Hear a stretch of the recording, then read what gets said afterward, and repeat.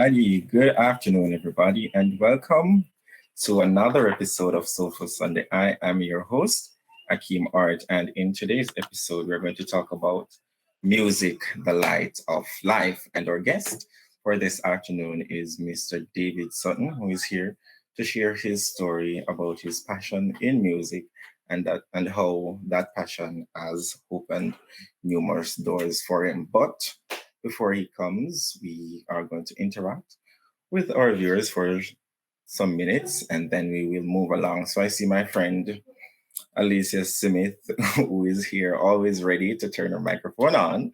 So good afternoon to you, Mrs. Alicia Smith. How are you? And thank you for joining this evening. Good afternoon, Aki. Who tell you that I am ready to turn microphone on? You know that I'm not that I'm shy, so don't do that. Good afternoon to you, madam. How are you?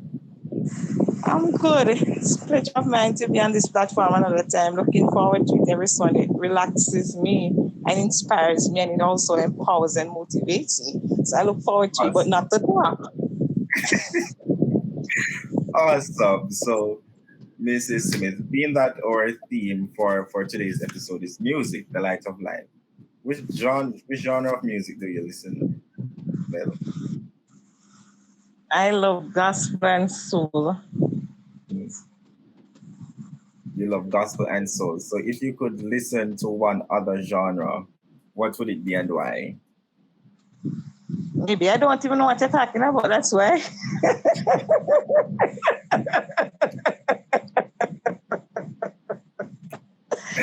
I'll All have to right. ask I'll have to ask my husband about those because you know the type of person he is. So I'll have to ask him about these boys. Well, you just gave me two genre, gospel and soul. You know, those are genre of music. Mhm. So is the music you're listening having an influence on your life and how so? Well, um, I love music.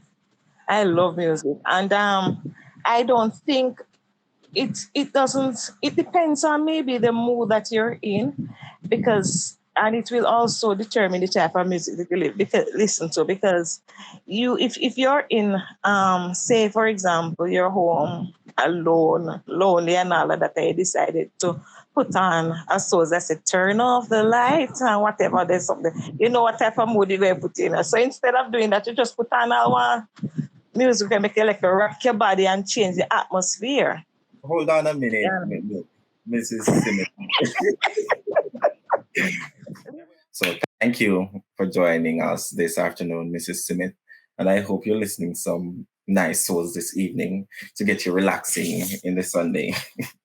I hope you put on some.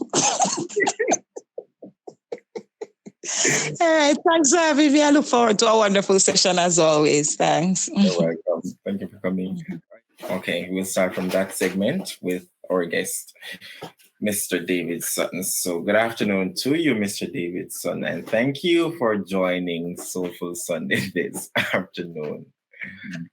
How are you? Yeah, I am doing great. Thanks for having me. It's truly an honor to be here.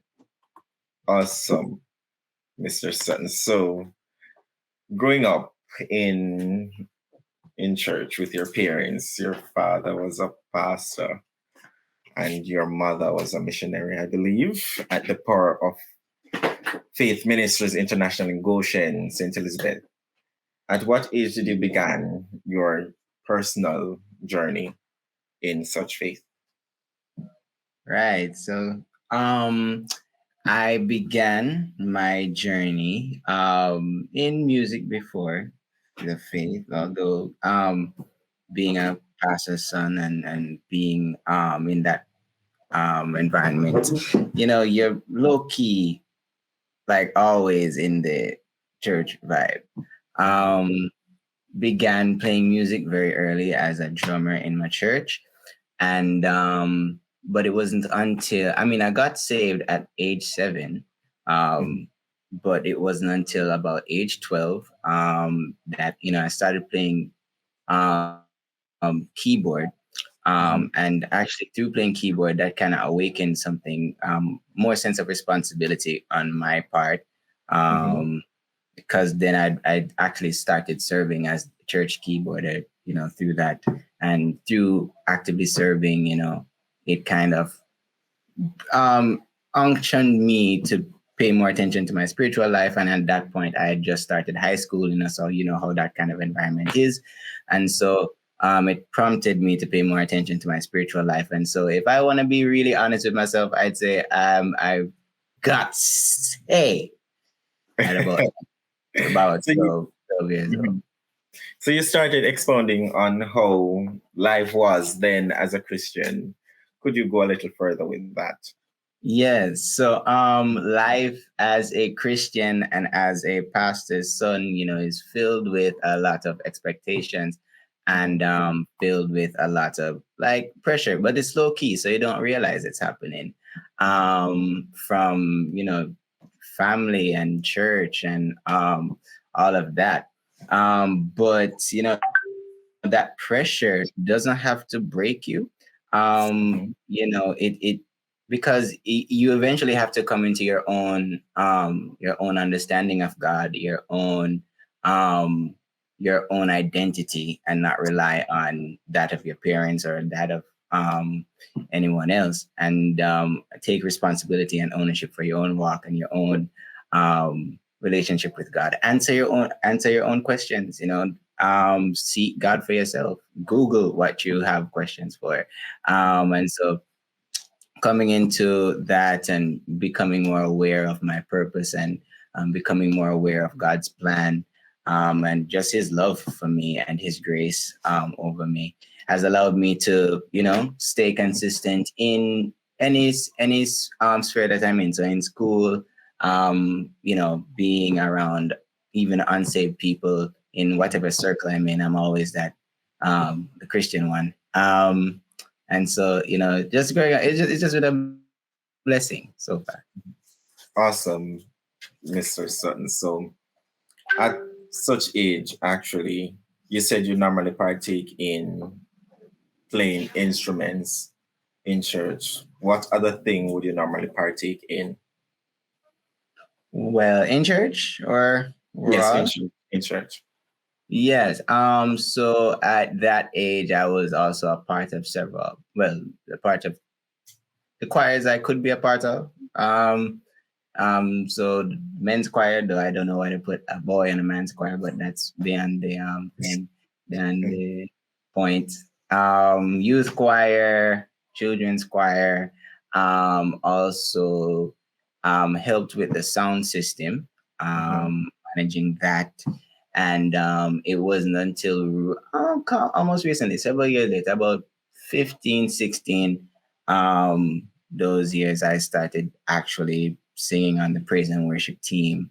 And so from there I became a worship leader, which is a whole another chapter of my life. But yeah, and other than that, the what they call head cook and bucket washer is me for the most part. Yeah. So, how did you develop this love for singing? Right. So growing up, like nobody expect me to say I'm going to be singing, much Mhm. less be an artist. Cause like that, I mean, when I decided to do, like, nobody, no, David, you play keyboard. You don't sing, don't do that. you know, um, because in my family I have an incredible sister older than me, and she's, people lean to her as the singer of the family, and she's been leading worship from as long as I can remember. And she is amazing, and she leads a lot of the church song, the choir songs and stuff. And our church has a great worship team. So it wasn't really anybody say, it's not like I've been going out to the concerts and the rallies and all of that, as the church singer and all of this, and leading song in church, and that was never me.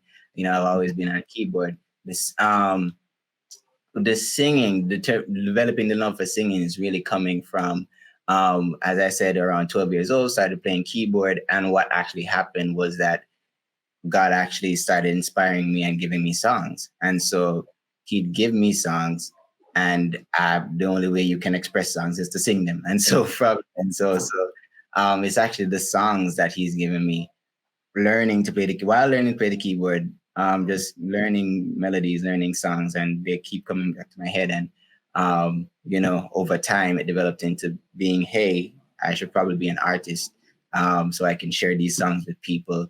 And so that's where it came from. So to join my praise and worship team, I was actually the one that had to go to the superintendent of praise and worship and say, Right. um, could I join the praise and worship team? Because as I said, I was not a singer. I'm not, even though I don't consider myself a singer like Mhm. like most people.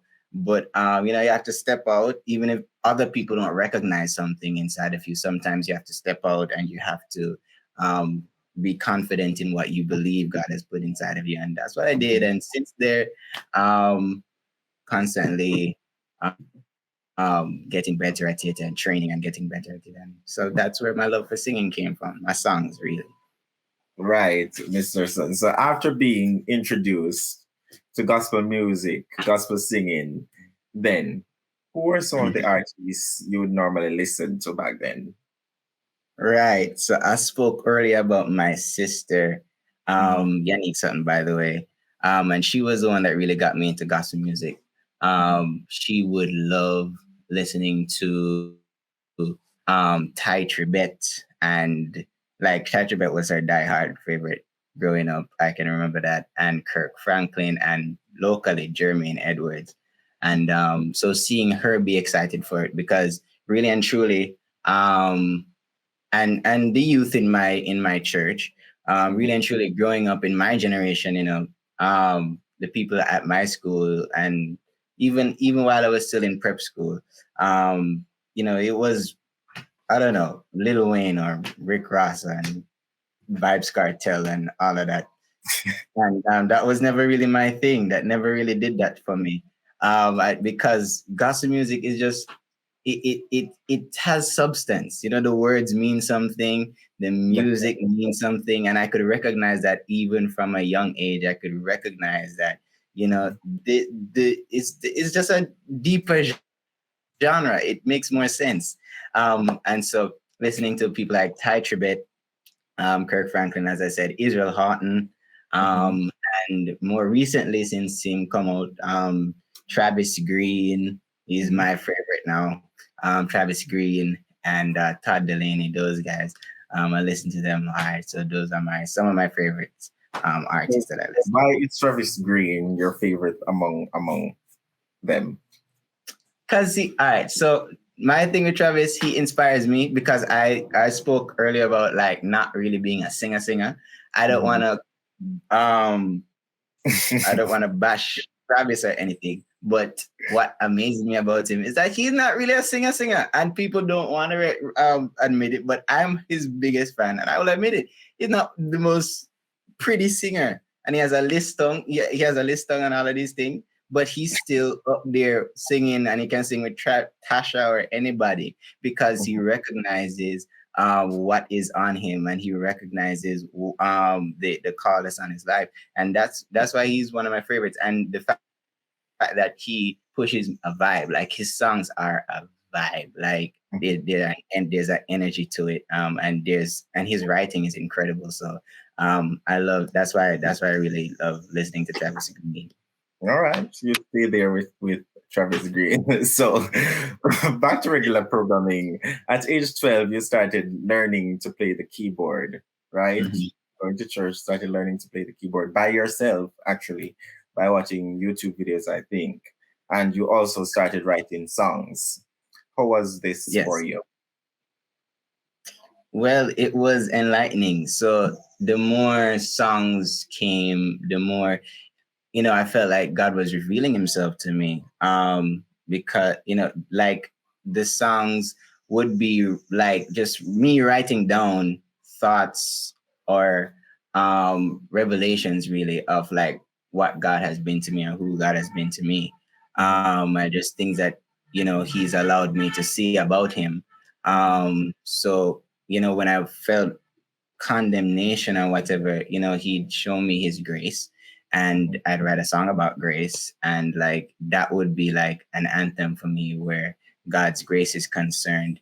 And so as my relationship with God strengthens, my songs strengthen as well. And the songs kind of be the soundtrack to my growth. And so even though, 'cause I say I started from so young, 12 years old. Even now, looking back at some of those songs, they're not all that great, because now I come at a point where, okay, I understand more about God. I understand more about theology and more about, where about spirituality. And I can, so I can track the progress of, so that's what I mean. So it's like, they're like the what is the word I'm trying to look for? They mark my progress, and they mark my Right. yeah, they chart my spiritual growth, and so that's really what it's been for me, just revelations of God, as I grow in Him, and I cannot be more grateful that God would inspire me to write those. Right. So writing those songs, you wanted to become you wanted them to become a reality, so much so that you started worshiping at your church, and since then you have been feeling great directions to public ministry, that you Yeah. even entered the JCDC gospel competition in 2020 with one of your own songs, that is. So tell us about this experience. Yeah, so that was the biggest step out for me. So, leading worship, that's other people's songs. Um, and you learn so much from that, from the experience of leading worship and that. But you're leading worship in church. There's not that big of a deal in terms of being an artist. Although it was never my goal to like be an artist. Really, what I really want is to just share my songs with the world. So Right. being an artist just happens to be the outlet The for that. name that comes with it, right? You're right.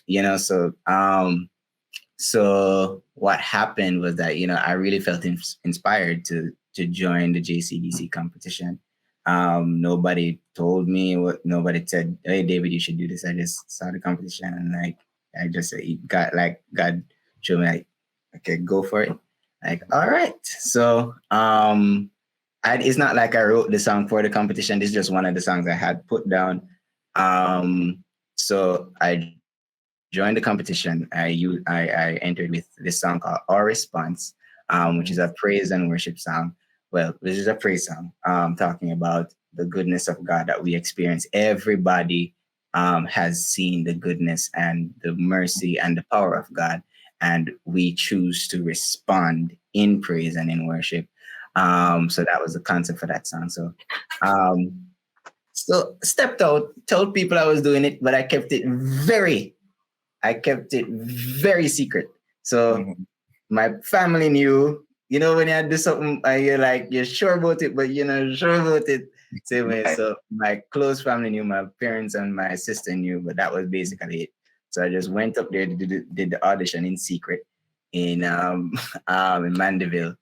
And lo and behold, like the people that were on the judging panel, I know them because you want to do something, so you know the faces and the names in it. So like Right. I was surprised at the judging panel, and so I was starstruck already, but I went out there, do what I had to do, and like I got a comment from Ron Mattison. So just sharing a joke. So the song's chorus was, "This is our response, oh oh," and was continue, oh oh oh, oh, right? And Right. so Ron Mattison, being a guitarist, he's actually the guitarist for like Kevin Downswell. So he was one of the judges. He used to look at the song and say, "So after everything God has done for you, your response is, oh." Oh, So like there's a me start fret. So we feel like we never got through. So we said, okay. So what I did, him send me home, go fix the song. But him allow me but mm, they allowed me to continue. So I went home and I fixed the song. I put hallelujah. So that's our response. This is our response. Hallelujah.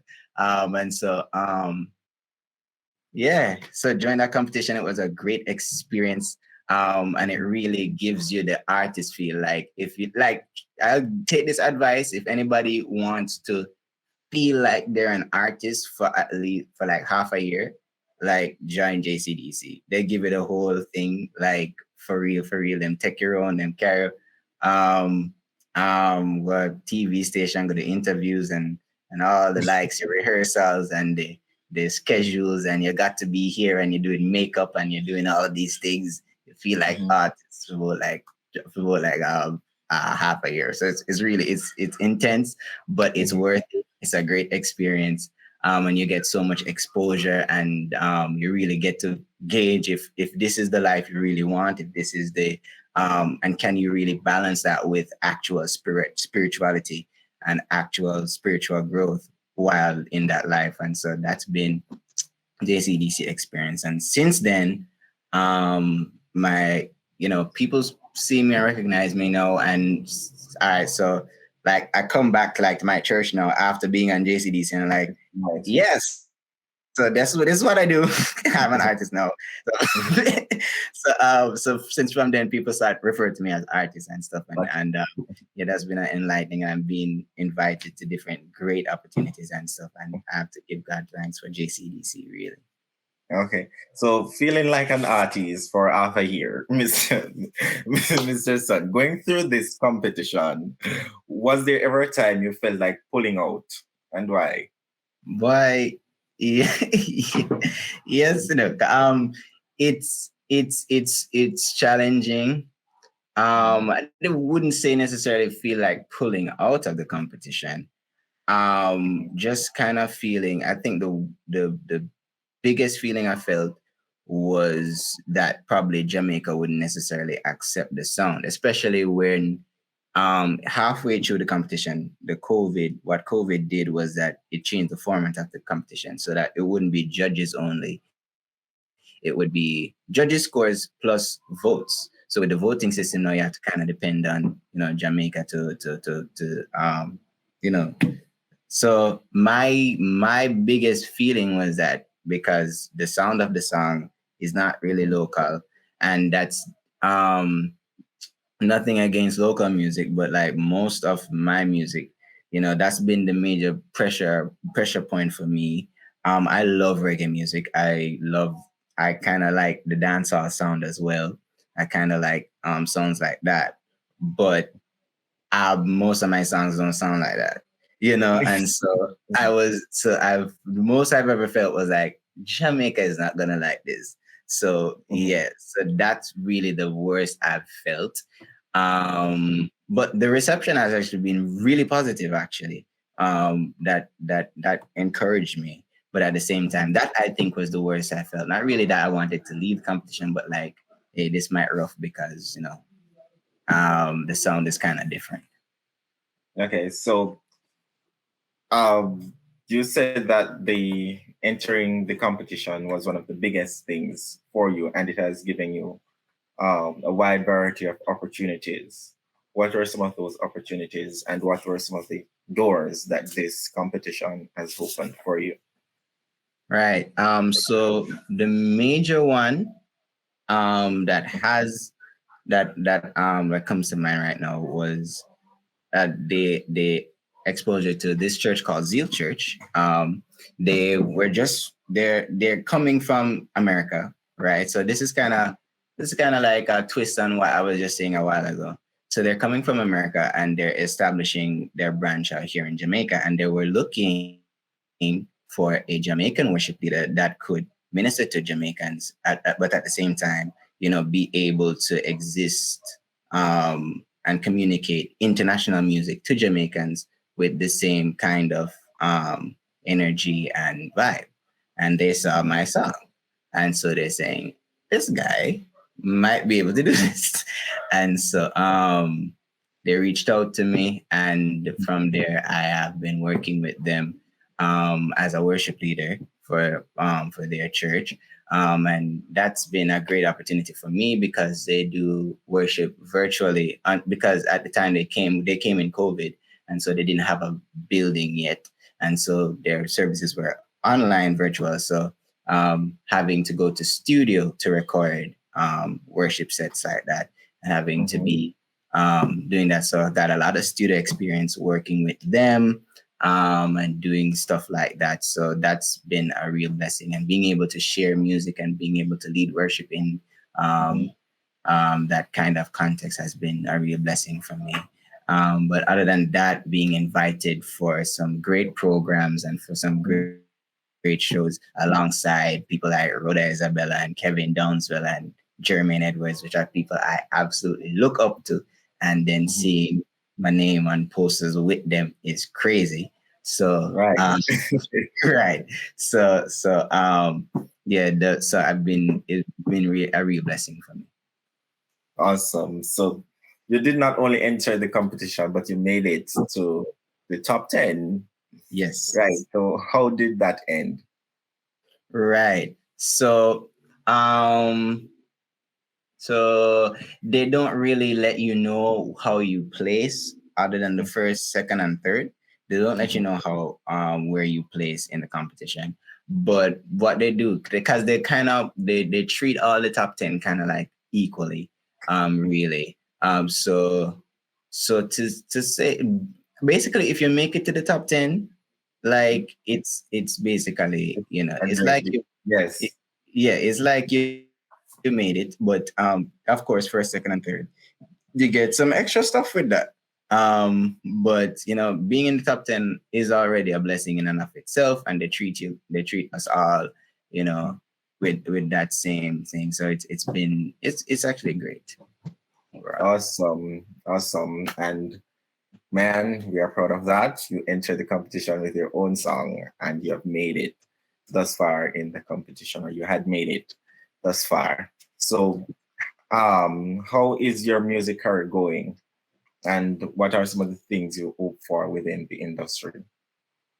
Well, right now it's absolutely great. But I tell you what's a rough transition, coming out of the competition. Like in the competition, you get the experience, right? Coming out of competition, you get the experience and you get what it's supposed to look like, what it's supposed to feel like.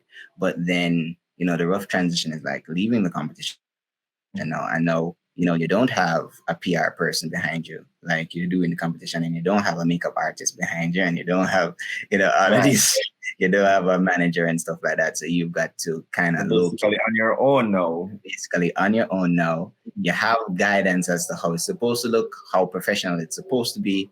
But if you're not intentional, you're gonna miss it.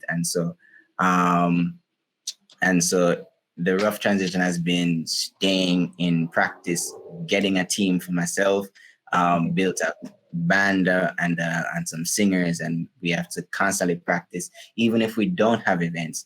Um, Practice and get the songs learned and stuff, and record them, which is expensive, by the way. So Quite which is expensive. recording songs is expensive. Mhm. But it's been a blessing. I've managed to record one last year called Mhm. Psalm 150. Mhm. And the reception from that has been great. What I'm on right now is a project, a live recording project, like how the place open up now. Mhm. Which is kind of different that we're doing down here. We're doing it on this side of Jamaica in St. Elizabeth, which is actually not is not they don't do this down here. Yeah, They do that's live right. recording in Kingston and stuff. Like everything. That's what I'm noticing about the industry. The whole industry is in Everything. Kingston for some reason. I don't know why. But I have a live recording coming up on July Mhm. 22 at the Power Faith Ministries, my church, Power Faith Mhm. Ministries in Goshen, St. Elizabeth, and it's a live recording of an EP. So these are praise and worship songs. So that's what I am. I'm a worship leader. So my songs are written for the church to sing together. So I didn't want to go to a studio and record those. I want to hear people singing. I want everyone to hear, connect and record an atmosphere of worship. And so that's what my team and I are working on right now. And it's crazy. putting a lot of plans together to make that. But God's been faithful so far, and I have to give Him thanks. Awesome, awesome. Well, you have answered the last question that we have, about your thing, your live recording, Okay, July okay. and the Power of Faith Ministries. Let Kingdom Come is the name for it. I suppose. Yes, yes, Right. that's for So the project.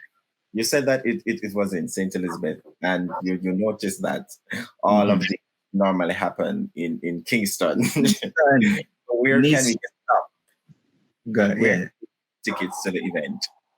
Right. So to get tickets to the event, it's real simple. We've sent tickets to several churches. Mhm. However, if you want to find out your closest, if you want to find out which church is closest to you, to get Mhm. tickets, you can contact the number. If you're ready to get the number, 876 I five believe. ten Mhm. 510 Mhm. 9136. So Mhm. 510 9136. You call that number and you get all the information you need about where you can get your ticket. All right. But assuming you're in Mandeville, you can check Ridgemont United Church or Fellowship Tabernacle. Those are two churches I know that are in Mandeville, and we're reaching out to more. But yes. Awesome. So if you want to have more information on where you can get tickets and on the event too, you can just contact the number there in the chat, 876-510-9136. 876-510-9136. So that is it for our little conversation. Mr. Sutton, thank you for coming on this platform to share your story about your passion in music and how it has opened numerous doors for you. But before you go, Mr. Sutton, we are going to open the floor for questions. So if there's anybody on here that has a question for Mr. Sutton, Yes, yes. please. As a budding musician, I relate to some of the things you have gone through and probably going through. I have a Yeah. couple questions. I hope that we'll have enough time for that. Is that all right? Yes, Got go time for ahead. that?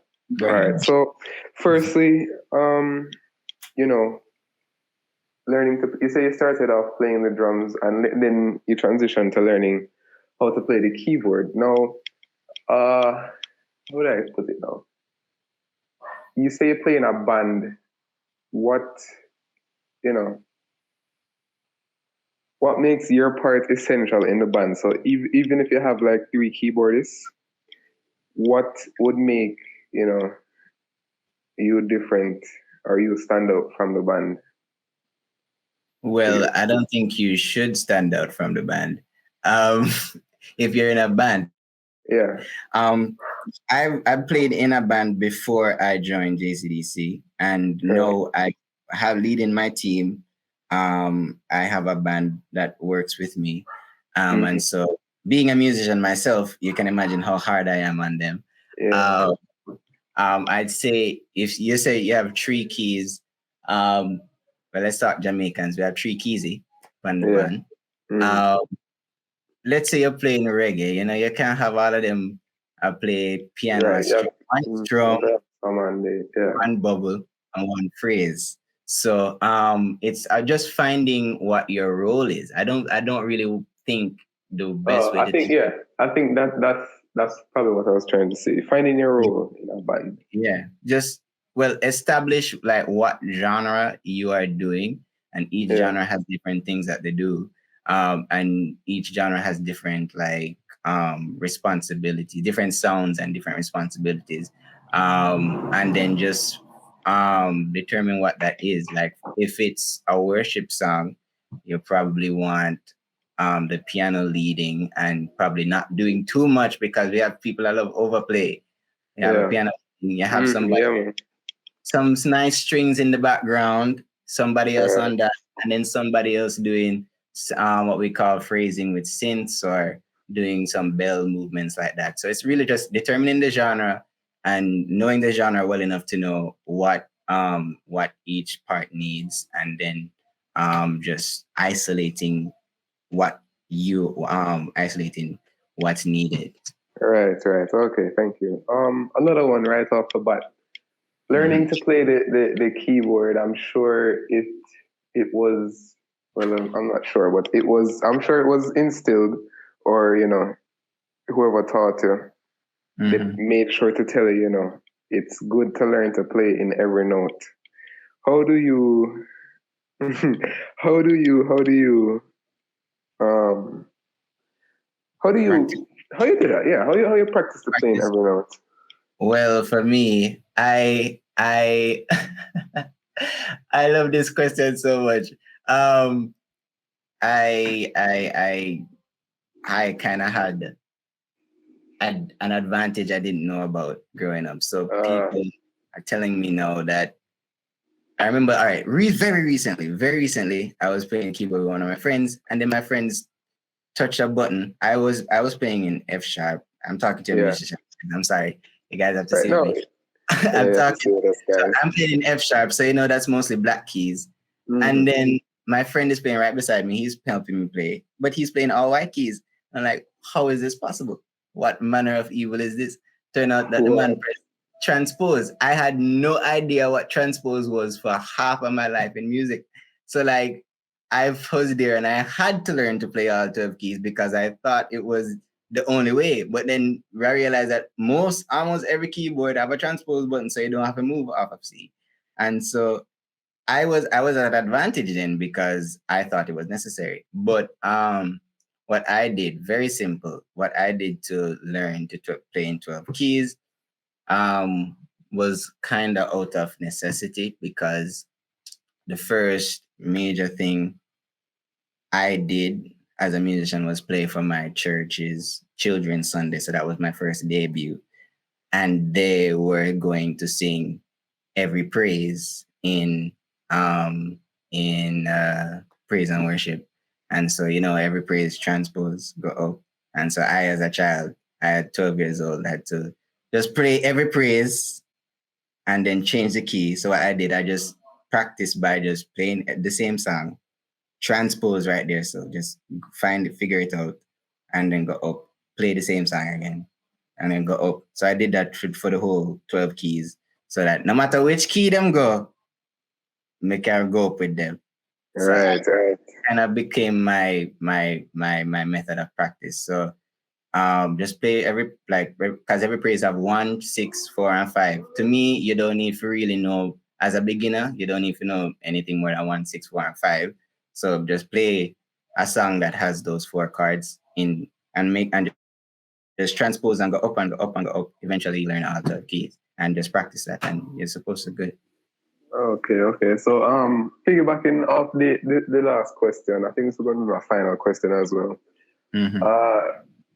We're going to blame technology for somebody who's used to using transpose, and it's in their system. They know Mm-hmm. change, they try to transpose. Do you have any tips? I don't know if you And stop. had to tell anybody. Do you have any tips to? Do you have any tips to break it, or to change to playing in all notes instead of transposing? I understand that. I understand that I had a guy on my on my school band with that issue. Um, can you just forget it's on your keyboard? just, just try. Just forget the transpose button. Just um go on rehearse every day on like even if it's just as I said, just do 1, 4, 5, and 6. You don't have to do the whole scale. You don't have to practice the whole scale like how people do, but just play the chord 1 chord 4, 5, and 6 of C, then go to C sharp, and 1, 4, 5, 6 of C sharp, and go up and do your thing, and eventually you don't have to stress yourself about the whole scale. Just do it. Just do your thing. Okay, less is more. Less is more. Less is more. Less is Okay, all right. Thank you so much. I will be taking these tips into practice and consideration because I'm really struggling sometimes, because it's okay. not always the best. I know that too, but Mm-hmm. Yeah. you change the note and you just go for the transpose quicker. I've seen people break that curse, man. It's possible. You just you go and do your thing and you get. All right. All right. Thank you so much. Yeah, Back to you, man. Mr. Orit. Thank you, Matthew, and thank you, David, for answering those questions. I hope our viewers understood what they were talking about. Yeah, I'm sorry. I'm sorry. He started it. He started it. He started it. No I'm problem there. No problem. So that's it. Any more questions, by the way, before we move on? We can take one more question, I believe. Are there any more questions? Going once, going twice. All right, no. Let's move on. So, Yes, just a question. They were mumbling, like the only transitioning I know is in maths. What do you mean by that? Just because after I start talk, like you started respond after I zone out, because I'm like, what do you matter about? transpose, man, not transitioning. So it's like, oh yeah, all right, like same song, every praise, and then you hear Hezekiah say, let's take it up, and then you hear everything just sound like it got up a little bit. That's what we mean. So you might not know the full technically, but them take it up and them gone. Yeah. Just Higher. changing the note. Changing the I'll just say, note. that ain't my lane, I'll stay in my lane. But thank you for explaining. Yeah. all right, let's see. There you have it. So that's it for our show today. You can follow Mr. Sutton's Instagram at Psalmist David Sutton. And if you have any questions for him, I guess you can reach out to him on his platforms. All right, so let's move to our affirmation. Thanks once again, Mr. Sutton. No problem. I love being here. Awesome.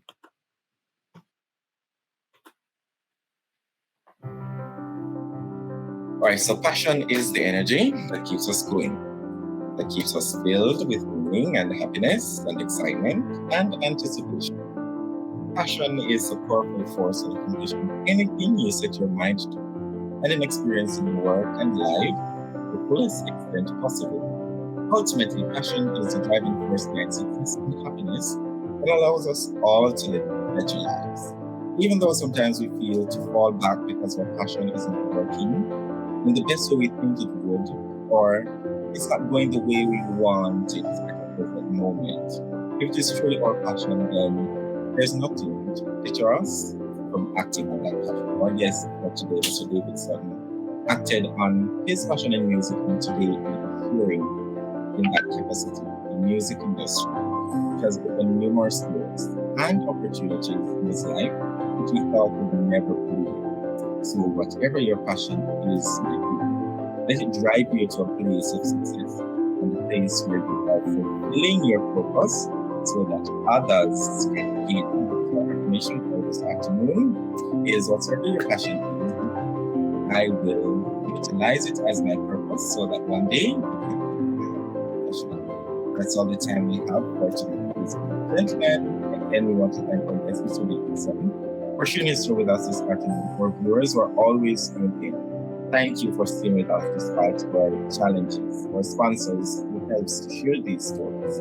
Thank you, my hardworking and dedicated production team. Thank you for always giving and doing your utmost best. We are back here next week with another story that will help us to continue in the right direction. Until then, continue to stay safe and be blessed. I am your host, Art. Bye-bye for now.